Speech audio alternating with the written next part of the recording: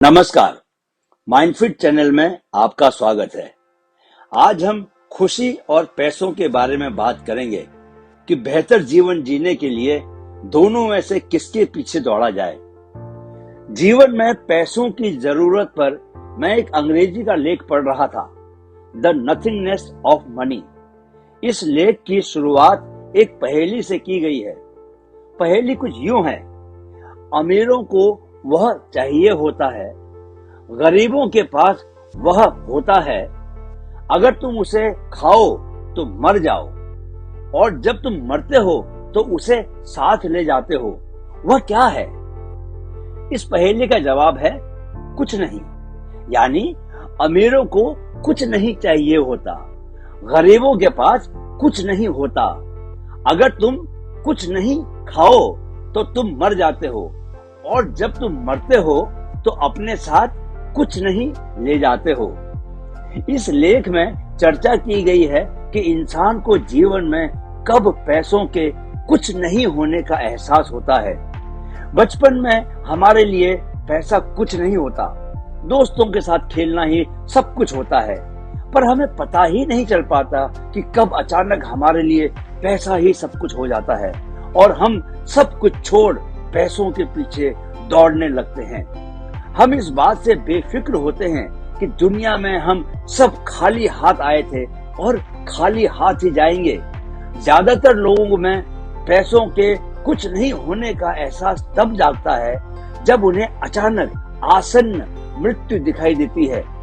तब उन्हें समझ नहीं आता कि पीछे दौड़ दौड़ कर उन्होंने जो पैसों का अंबार खड़ा किया था, अब उसका क्या करें।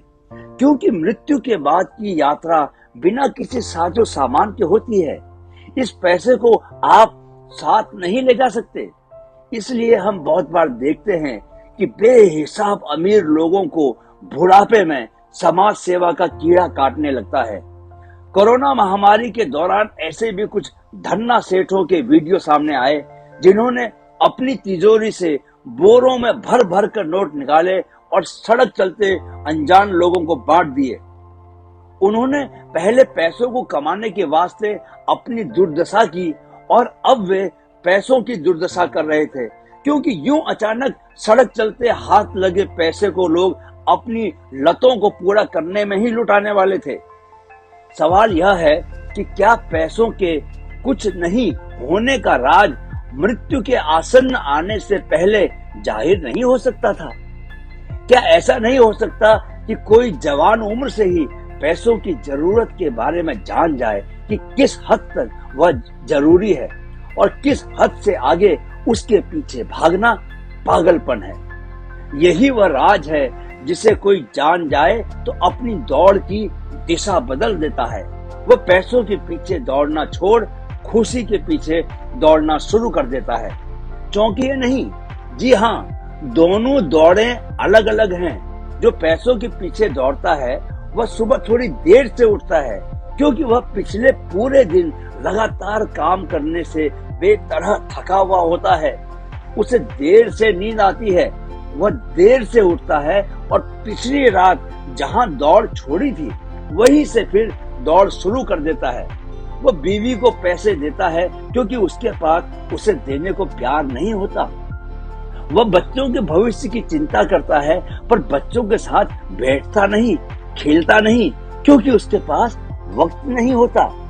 पर जो खुशी के पीछे दौड़ता है वह सुबह जल्दी उठ जाता है। वह जल्दी उठता है क्योंकि रात में वह जल्दी सो जाता है। वह उठता है और मन को शांत रखने के लिए योग ध्यान साधना करता है। वह सबसे पहले अपनी सेहत का पूरा ख्याल रखता है। उसके चेहरे पर एक अलग किस्म का तेज दिखाई देता है। वह पत्नी के साथ सैर सपाटे पर जाता है। समंदर की अटखेलियां करती लहरों को देखते हुए वे हाथ में हाथ लिए गीली रेत पर लंबी दूरियां तय करते हैं। पत्नी ऐसे पति के लिए अपनी आंखों से ही अगाध प्रेम बरसाती है। वह अपने बच्चों को अपने जीवन की सबसे बड़ी जिम्मेदारी मान उनकी संतुलित परवरिश का बंदोबस्त करता है। वह लक्ष्मी के महत्व को कम नहीं समझता और पूरे मनोयोग से दफ्तर के काम भी करता है। खुशी के पीछे भागने वाला खुद भी खुश रहता है और आसपास भी खुशियां ही बिखेरता है। वह पैसों के कुछ नहीं होने और सब कुछ होने के बीच संतुलन बनाकर चलता है। यही सांसारिक जीवन जीने का सर्वोत्तम तरीका है। वीडियो देखने के लिए बहुत बहुत शुक्रिया।